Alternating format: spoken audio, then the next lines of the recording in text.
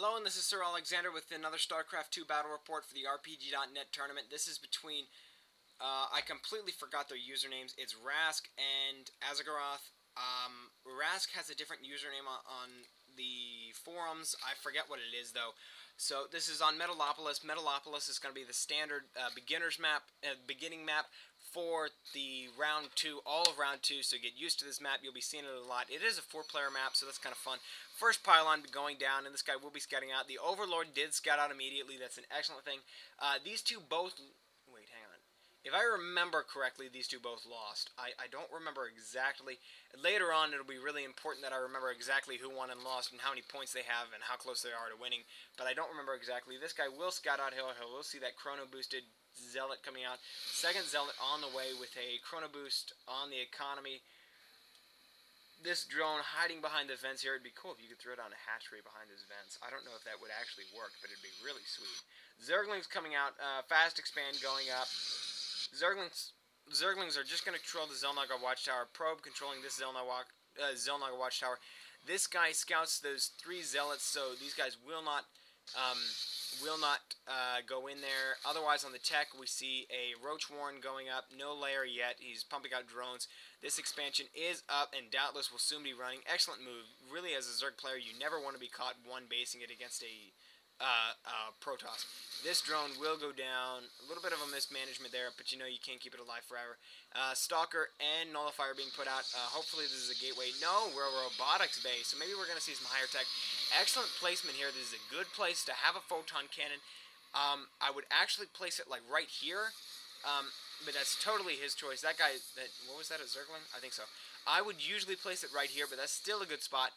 Also, on Metalopolis, you have this area right here that Reapers can get in, Void Rays can get in, and everything else. So it's often a good idea to put down a thing like here and here.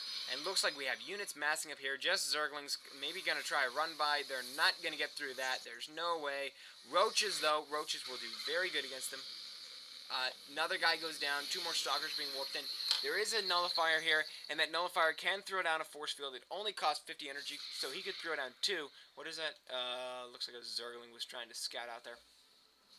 So he's keeping up the pressure, and I don't know if he can actually get through there. Oh, yep, he can get through there with these mortals. Okay, he is going to be pushing out. I'm going to put this on, let me slow this down. He's going to be coming up against these Roaches. He was trying to take the gold. That's an excellent move as the Protoss, as the Zerg, and this army will probably be taken out by these Zerglings. Well, with these Zerglings and Roaches, Zerglings are so strong against that Immortal might go down. No!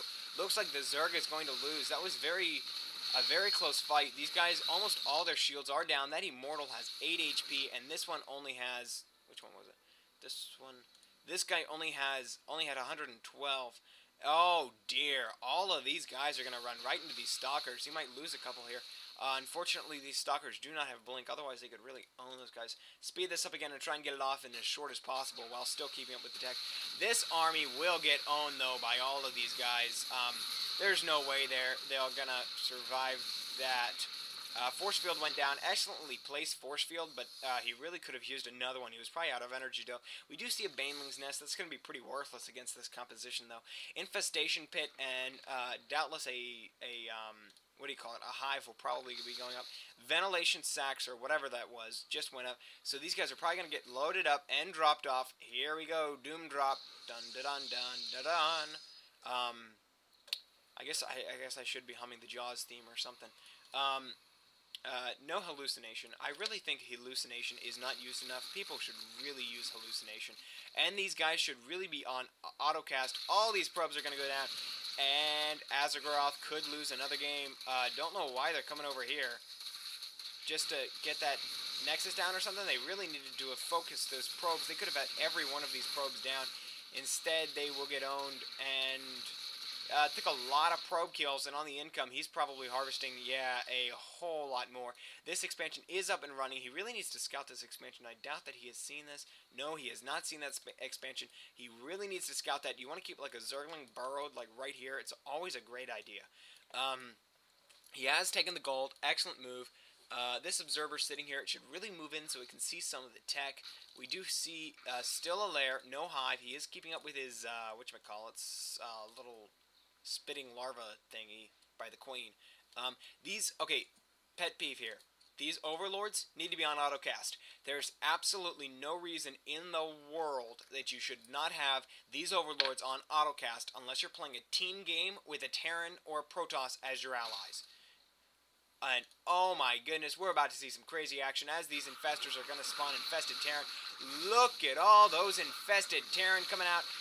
Major fight. They might even be able to focus down this Nexus. He should really do that. Just focus down the Nexus. Forget everybody else.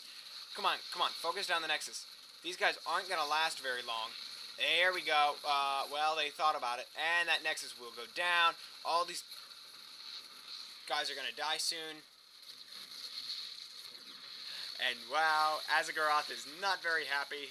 Nice move, he says. That was amazing. All these guys are probably, well, very low energy. Infested Terran only takes 25 energy. So that's a great move. Look at this. He's got 1, 2, 3, 4, 5, 6, 7, 8 infestors.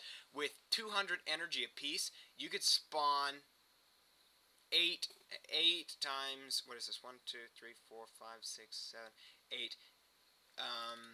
Okay, don't 8 times 8 is 64?